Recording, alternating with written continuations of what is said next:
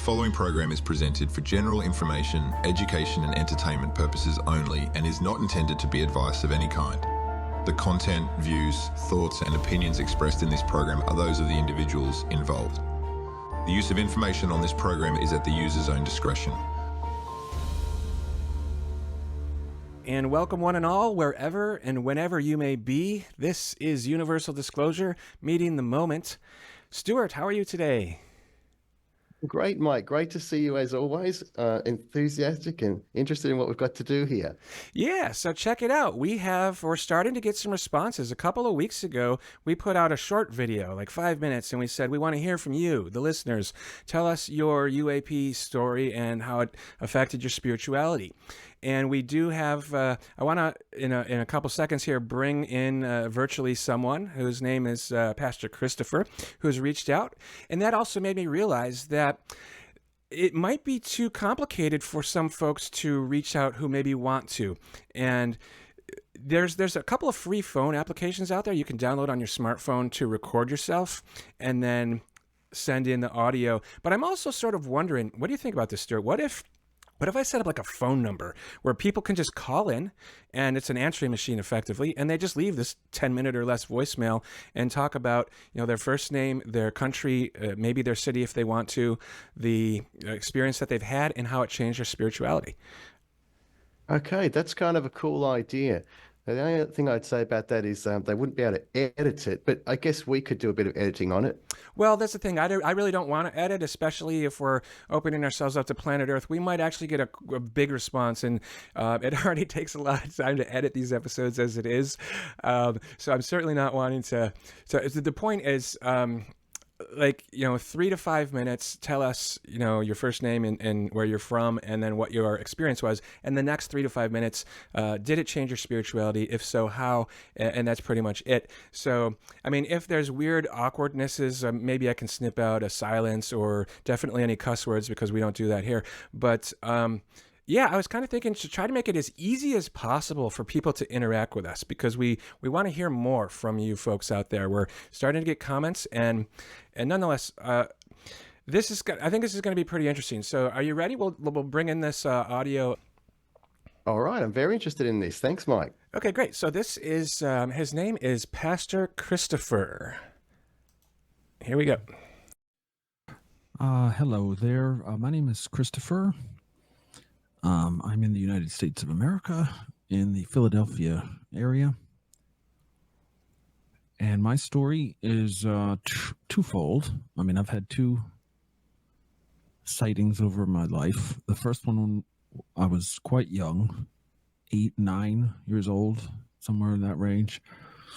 It was during the summertime. Was living with my grandparents at the time, and middle of the night, my grandmother wakes me up and my brother, and outside our window is a light. It's in the sky, but it's closer than anything in the sky. It's about the same distance as the mountains in our beyond our property. And so it's tough to say anything more than that. That's all I recall, other than there's, the 3 witnesses that saw it. And it just hung there. It stayed there. It was a bright light. It wasn't a star. It wasn't anything else. And that's all of my memory on that. The second, it was very recently. It was less than 2 months ago. Driving on the New Jersey Turnpike, and beyond or next to a bird flying in the beautiful clear blue sky, calm day, no traffic. It was an orb. It was a circular metallic looking thing, and again just stayed right where it was, did not move. I didn't see it come from anywhere or go to anywhere. I had it in my view for, again, right out my driver's side window, perfect angle for about 30 seconds, and then it was gone. And that was that. And so to the question of how it changed my spiritual outlook. I'm not sure how to answer that other than the original sighting at that time of my life, about 8 or 9, was when the Lord spoke to me generally, and from that point on, I wanted to be in the service of God as a priest. I was in the Catholic Church at the time, so I figured this was him calling me to be a Catholic priest. That is not how it worked out.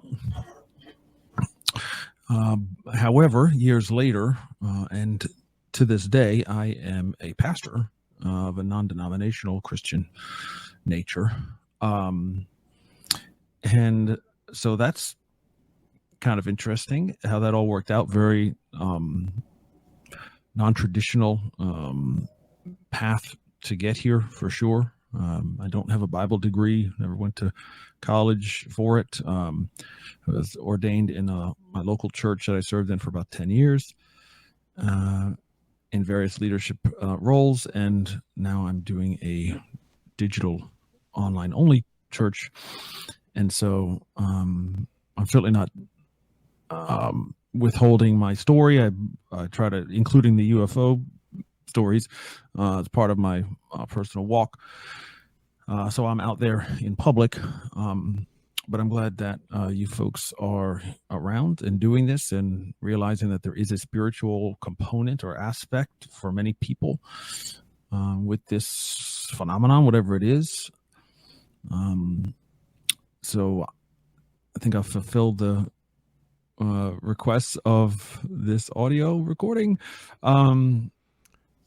However, after I've always had an interest in this subject, because of my original sighting or whatever, huge, X-Files fan and all that stuff, and always looking into, watching sci-fi and reading about these types of things, always very interesting.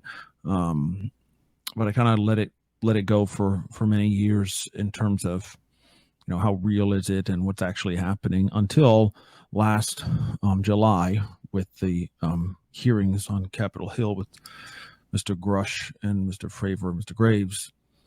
And that kind of rekindled in a major way not only my personal interest in it, but getting to the bottom of it, my investigatory juices started flowing. But then as a Christian leader now, I'm very concerned about the state of the church generally, any denomination, and what this would mean, what disclosure, whatever that ends up being, or how that looks, or what we end up finding out, that will affect Christians. There's no doubt in my mind, including massive falling away from the faith, regardless of what we actually find out. It doesn't mean they have to be an evil presence or or a good, or angels or demons, or option C, some kind of life that's from somewhere else, or maybe some other life that's here, or whatever the case.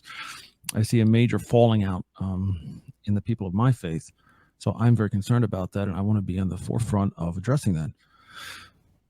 Okay, that's my story here. Feel free to reach out to me at any point. And I do have a podcast myself, if you care to check it out, where I go into all this stuff. Basically, for the past year has been all about this topic. It's called Unsealed. So anyway, thank you, friends, for doing this, and God bless you both. Okay. So I first want to say thank you, Christopher, for sharing.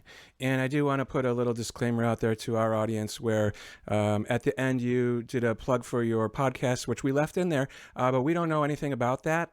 So it sounds like it might be in line with what we're talking about, maybe not, but we're letting it go because, out of courtesy and respect, just putting that out there. But Reverend Stu, what are your thoughts on, because Pastor Christopher brings up a very legitimate concern. What are your thoughts on that? Well, I'm encouraged by the fact that he's exploring these issues too as a spiritual leader, and I'm very pleased and grateful that he's reached out to us. And I think I agree with him about the state of the church in general. I don't want to get into that too deeply, but I liked how he said it's going to affect us one way or another. It's definitely going to affect us, just a matter of how once these revelations come out. I'm absolutely in agreement with that too. Yeah, I mean, I can agree with that too. But for me, I can see his concern on, potentially people falling out of the church. And I think it's wonderful he's concerned not only of his church, but of all churches. But I'm of the mind that, I mean, it could happen, right? But the opposite could also happen. Maybe people sort of flock into the church, during times of, I don't know what, I don't want to say times of trouble, right? But with these revelations that are coming forward, that could happen too. But no matter what happens, I think we're inevitably, on this, it's already started. Like the U.S. government has officially admitted that these things are real. They don't know what they are. And there's been a couple of our own guests who have had sort of mixed views on. Some of them share Christopher's concern, thinking that it might not go well, and some of them are like, "Yeah, it's probably gonna." Actually, Reverend David Perry, Pastor Perry, I was surprised when he said you might be. What did he say? Something to the effect of like you might be shocked at how open the church is to that. So I just want to kind of play both sides of this real quick. What do you think about that aspect of it? Well, yeah, that's interesting too, Mike, because in Dr. Diana Walsh Basulka's books, and I don't want to provide any spoilers for her books, that's a theme in her work too, where people are coming into a spiritual questioning and wanting to go back to some ancient ways of thinking and explore them, which I've done. So, I mean, I was already on that path, but you add this disclosure element to that whole equation. You want to go, well, I found I wanted to go even deeper in that direction. So yeah, for me, it's had that kind of catalyst motivating aspect about it, but not just sticking to my paradigm. Okay, so I'm talking about exploring other spiritual perspectives. Now that could be for people that are firmly in their paradigm only, they're going to find that difficult because they haven't looked more broadly to see where these connections are made. So I think people like that will struggle, but people who have looked a bit more broadly may not struggle as much. Those are great points. I think I agree with all of that. So yeah, I just wanted to share that with everybody, and we want to encourage others to do the same. And let us know in the comments. First of all, what do you think about this particular episode, about the show overall? What do you want to see? Do you want to see anything differently? And then answer this question, please. Anyone listening, if we were to set up a phone line where you could just call in and do what Pastor Christopher did. Now he's got his own podcast, so he's got the gear and the software, so he could do it pretty quickly. Not everybody is that way, right? So I mean, yeah, you could download one of those free apps on the phone and do it that way. But I want to make it as easily accessible. So with that said, listeners out there, what do you think? Would you call in, and do you want us to do that? Yeah, okay. I see what you mean about the calling in, not necessarily to be live on the show with us. It's just a means to make a recording that we can then play. Exactly, yeah.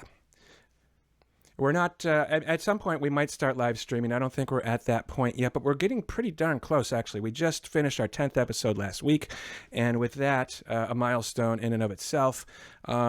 Stuart, I think I need a little bit of a break here because I got some folks coming in to visit as well. So I'd like to say let's come back in 2 weeks from today, which is going to be, I believe, August 31st / September 1st, depending on where you are in the world. And when we come back on that day, we are going to be talking with Mr. Ryan S. Wood, the foremost authority, as it were, on the Majestic 12 program. And he's also going to be talking about AI a little bit. He started something called the AI Ufologist. So I'm looking forward to that. Yeah, okay, that sounds really good. I wouldn't mind a bit of a break too. So I think that's really good. I think that's wise, Mike. Okay, great. So there it is, folks. Thanks for tuning into this mini little episode here. We'll see you back in 2 weeks. Thank you for your comments, your likes, subscribes, and your shares. Please do keep them coming, and most especially comment about this interaction. And if you really want to see that happen, because we're willing to go to great lengths to make it easy for everybody to do.